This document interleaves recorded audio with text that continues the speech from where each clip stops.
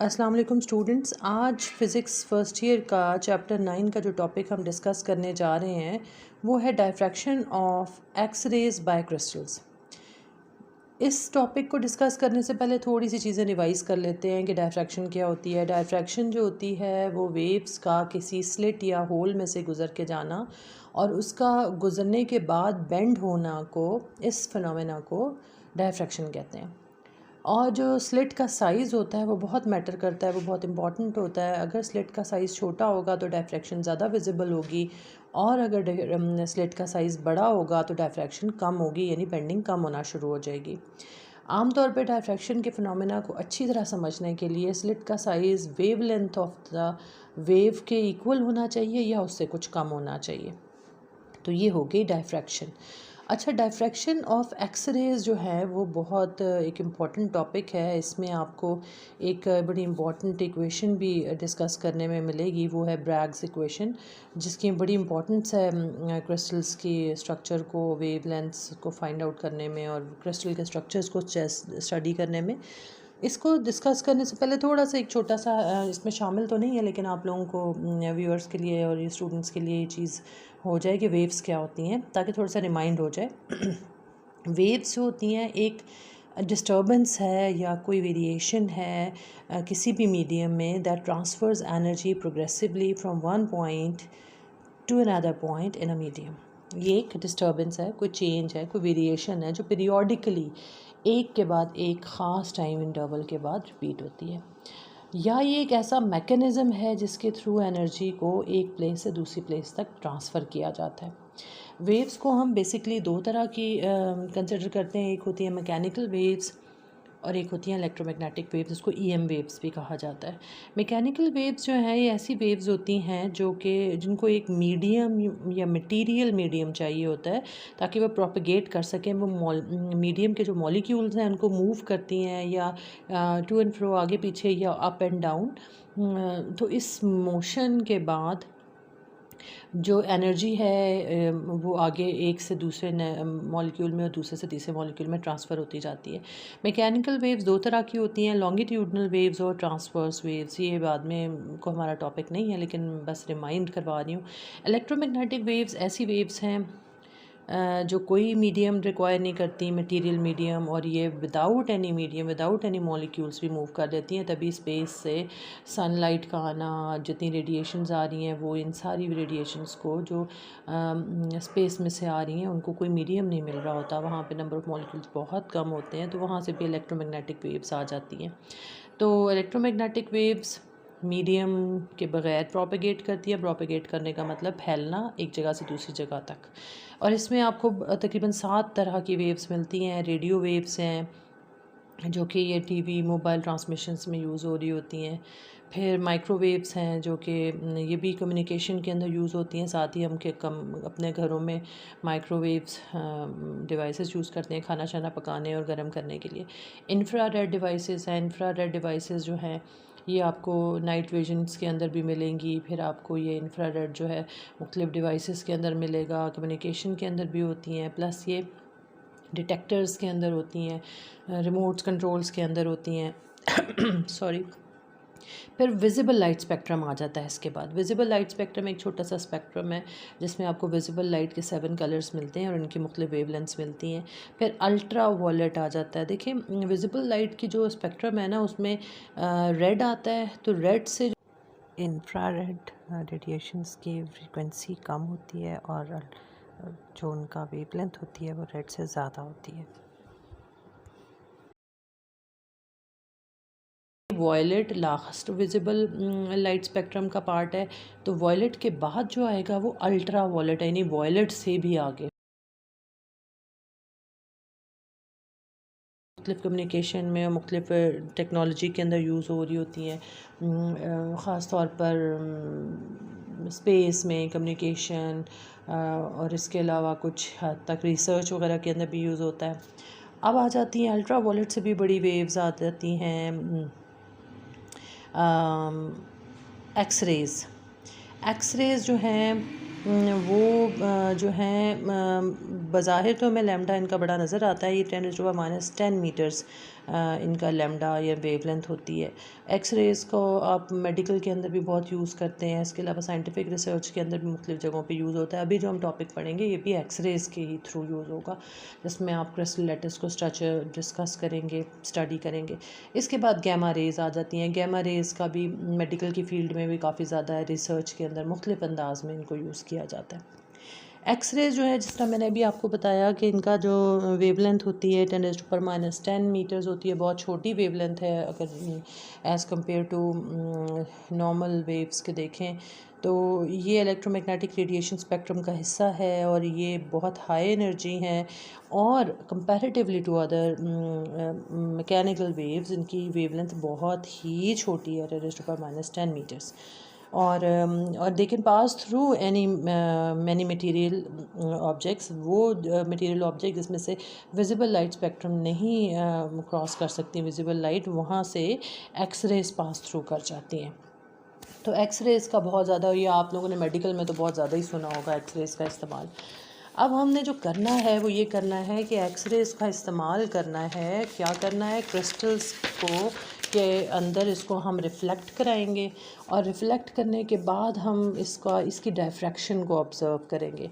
जब हम मुख्तलिफ़ टेक्निक्स के साथ इसकी डायफ्रैक्शन को ऑब्ज़र्व करेंगे तो इससे हम क्रिस्टल का स्ट्रक्चर भी फाइंड आउट कर सकते हैं और हम अगर वे किसी चीज़ एक्सरेज की वेवलेंथ नहीं पता तो हम उसकी वेवलेंथ को भी फाइंड आउट कर सकते हैं। तो ये दोनों तरीके हैं। और इसके लिए हमने हुआ क्या कि 1914 में W.L. ब्रैग और W.H. ब्रैग ने ये सोचा कि उन्होंने ऑब्ज़र्व किया कि जब वो एक्सरेज को किसी क्रिस्टल के ऊपर से गुजारते थे तो वो बिल्कुल ऐसे रिफ़्लेक्ट हो रही थी जैसे वो किसी मिरर के ऊपर से रिफ़्लेक्ट हो रही हैं। तो उस रिफ़्लेक्शन को देख के उनको ये ख़्याल आया कि इसकी रिफ़्लेक्ट, और फिर जब उसका शेडो बना तो उसमें डायफ्रैक्शन की तरह के रिंग्स मिले, यानी फ्रिंजेस मिली, ब्राइट एंड डार्क फ्रिंजेस, जिसको मिनिमम मैक्सिमम कहते हैं। तो इसको देख के उन्होंने एक इक्वेशन डेवलप की, एक एक्सपेरिमेंट किया इसको डिटेल में। तो अब ये चीज़ हम ये देखते हैं कि एक्सरे जो है वो किस तरह से क्रिस्टल लैटिस को डिस्कस स्टडी कर सकती है। देखिए, एक्सरे का जितनी छोटी वेवलेंथ है ना, अगर हमने इससे डायफ्रैक्शन करवानी है तो उसके लिए उसको इस ऐसे होल से गुजारना पड़ेगा जो कंपेरेबल हो इसकी वेवलेंथ से, या फिर इसे वेवलेंथ से भी छोटा हो। इतना बनाना मुश्किल है हमारे लिए। तो हमने क्या किया, लोग साइंटिस्ट ने ऐसी नेचुरल ऑब्जेक्ट्स को ढूंढना शुरू किया जिनके अंदर ऐसी क्लीवेज या स्लिट्स मौजूद हों या गैप्स मौजूद हों जो कंपेरेबल टू एक्सरेज हों। तो जब उन्होंने देखा कि बहुत सारे क्रिस्टल्स ऐसे हैं जिनके अंदर जो दो प्लेन्स होते हैं, एटॉमिक प्लेन्स होते हैं, ये मॉलिक्यूल्स के दरमियान जो प्लेन होते हैं, प्लेन डिस्टेंस होता है, प्लेन स्पेसिंग होती है, वो 10⁻⁻10 के इक्वल मीटर के इक्वल थी। उसमें एक एग्ज़ाम्पल तो आप ये देख लें कि जिंक का हो सकता है, सोडियम क्लोराइड का, सोडियम क्लोराइड को ज़्यादा इस्तेमाल किया गया। तो उन्होंने ये किया कि हम अगर ऐसे क्रिस्टल में से इसको पास करें एक्सरेज को, तो वो उसके जो प्लेन के जो डिफरेंसेस हैं, डिस्टेंसेस हैं, गैस स्पेसेस हैं, गैप्स हैं, उनके अंदर से जब गुजरेगी और रिफ्लेक्ट होगी तो वो डायफ्रैक्शन पैटर्न्स बनाएगी। ठीक है, और उससे हम इसको अच्छी तरह स्टडी कर सकते हैं। तो अब इन चीज़ों को इस्तेमाल करते हुए W.H. ब्रैग ने और W.L. ब्रैग ने अपनी स्टडी को इनिशिएट किया। फिर उन्होंने क्या किया, उन्होंने ये ऑब्ज़र्व किया कि मोनोक्रोमेटिक लाइट बीम जो थी एक्सरे की, वो मैंने आपको पहले बताया कि वो क्रिस्टल प्लेन के ऊपर से बिल्कुल मिरर की तरह रिफ़्लेक्ट हुई, और रिफ़्लेक्शन के बाद उसने जो इमेज के ऊपर डायफ्रैक्शन पैटर्न बनाया स्क्रीन के ऊपर, और उस पैटर्न को स्टडी किया उन्होंने। अब आपके सामने जो डायग्राम बनी हुई है, ये देखें, इसके अंदर आप देखें तो दो लेयर्स ऑफ मॉलिक्यूल्स हैं, उनके दरमियान जो आपको डिस्टेंस नज़र आ रहा है वो स्मॉल d के इक्वल है। ठीक है ना, फर्स्ट लेयर और सेकेंड लेयर। लेयर 1 को हम P1 और P1 प्राइम कह देते हैं, यानी एक साइड P1 है तो दूसरी P1 प्राइम है। इसी तरह लेयर 2 को आप P2 और P2 प्राइम कह दें। इसी तरह so on P3 and P3 prime. अब हम ये देखते हैं कि ये जो एक लाइट रे आएगी ना, लाइट रे आके पहले वो पहली वाली लाइट रे जो है वो A पॉइंट के ऊपर जाके टच करेगी और रिफ्लेक्ट हो जाएगी वापस। और तो ए के राइट एंड लेफ़्ट पे आपको थीटा नज़र आएंगे, angle of incidence and angle of reflection. अब यहाँ पर आप जो 2 सवाल करेंगे, सेकंड वाली को भी देख लें। सेकंड वाली आएगी और सी को स्ट्राइक करके फिर निकल के बाहर चली जाएगी। अगर आप यहाँ नोटिस करें तो ए फर्स्ट वाली जो राइट रे है उसने कम फासला तय किया है, जबकि सेकंड लाइट रे जो है उसने तकरीबन बी सी और बी प्राइम तक का फासला ज़्यादा तय किया है, क्योंकि उसको लैटिस के अंदर जाना पड़ा है और उसने नीचे वाली लेयर को स्ट्राइक किया और नीचे वाली लेयर से स्ट्राइक करके वो बाहर मूव किए। अब आप यहाँ पे ये देखें कि हो तो रिफ्लेक्शन रही है, लेकिन रिफ्लेक्शन के बाद जो स्क्रीन पे पैटर्न आएगा ना वो डायफ्रैक्शन पैटर्न आएगा। वो पैटर्न बनेगा लाइट एंड डार्क फ्रिंजेस का, ब्राइट एंड डार्क फ्रिंजेस का, मैक्सिमा मिनिमा का, ठीक है ना। अब यहाँ पर जो हमने डिफरेंस देखा है रे 1 और रे 2 का पाथ डिफरेंस जो है वो है कि अगर पाथ डिफरेंस को हम समझें कि बी सी और बी सी और बी प्राइम सी दोनों को ऐड करें तो वो लैम्डा के इक्वल बनते हैं। और जो लैम्डा है वो समझें वो स्लिट है, वो डिस्टेंस है जो दो स्पेसिंग के दरमियान है, यही उस रे के मूव करने के लिए भी है स्लिट, जो कि समझो आने वाली वेव की भी वेवलेंथ के बराबर है, ठीक है ना। अब हमें ये पता है कि बी सी और बी प्राइम सी जो है वो दोनों इक्वल हैं। तो इसका मतलब ये हुआ कि अगर आप ये नीचे जो डायग्राम के नीचे अगर आप इसको थोड़ा सा एनलार्ज करके इस व्यू को देखें तो यहाँ से मैं आपको ऊपर रेफ़र करती जाऊँगी कि देखिए नीचे जो एनलार्ज हुआ है ना बॉटम ऑफ पेज में जो आपको नज़र आ रहा है वो ये है कि ए पॉइंट पे पहली स्ट्राइक करती है और सी पॉइंट पे दूसरी स्ट्राइक करती है। पी से लेकर सी तक का जो फासला है उसका मिड पॉइंट बनता है बी, ठीक है। इसी तरह पी प्राइम और सी के दरमियान का मिड पॉइंट बनता है बी प्राइम, ठीक है। अब अगर जो वेव है उसने मूव किया, पॉइंट ए को टच किया और रिफ्लेक्ट किया, तो पॉइंट ए से हम एक नॉर्मल या 90 डिग्री का एंगल ड्रॉ कर लेते हैं, तो एंगल बन जाएगा पी ए सी। ये right side of the page भी बना हुआ है, पी ए सी 90 डिग्री का एंगल है, ठीक हो गया। अब हम देखते हैं कि ए के ऊपर एक और भी 90 डिग्री का एंगल बन रहा है। आप नामों एंगल्स की और साइड्स को ज़रा नंबर्स को अल्फ़ाबेट्स को ज़रा गौर से देखिएगा। बी ए डी भी तो एक 90 डिग्री का एंगल बन रहा है। ये साइड पे मैंने अलग से बना भी दिए हैं। इनके पीछे ना मैथ्स का एक रूल आ रहा है। उनका ये कहना है कि अगर दो लाइन जो एक दूसरे को कट कर, जो दो लाइनें जिनके दरमियान एक एंगल थीटा बन रहा होता है, अगर उन दो लाइनों जिनके दरमियान एंगल थीटा बन रहा है उसके परपेंडिकुलर ड्रॉ किए जाएं तो दोनों परपेंडिकुलर्स के दरमियान में भी एंगल थीटा ही बनेगा, ठीक हो गया। अब आपको ये साइड पे एक एक्सट्रैक्ट में नज़र आ रही है, एक ट्रायंगल को हमने उठा के एनलार्ज उसका व्यू दिया है, मैग्नीफाइड व्यू दिया है। उसमें आप देखें कि जो थीटा बन रहा था ना वो ए के ऊपर था, ठीक है। थीटा जो था वो ए के ऊपर था। अब ए के ऊपर आपने ए बी और सी वाला एक्सट्रैक्ट आप कोने से उठा लें पिक्चर में से, तो आप ये देखें कि जो ए से लेकर बी तक का फासला है वो डी साइन थीटा के बराबर है। डी साइन थीटा के बराबर है। डी साइन थीटा का मतलब होता है लैम्डा, ठीक है। यानी जितना भी वेव ने इसमें एंटर किया है वो एक इंटीग्रल वैल्यू ऑफ लैम्डा के बराबर होगी, क्योंकि इसने ब्राइट फ्रिंज बनानी है, कंस्ट्रक्टिव इंटरफेरेंस होनी है।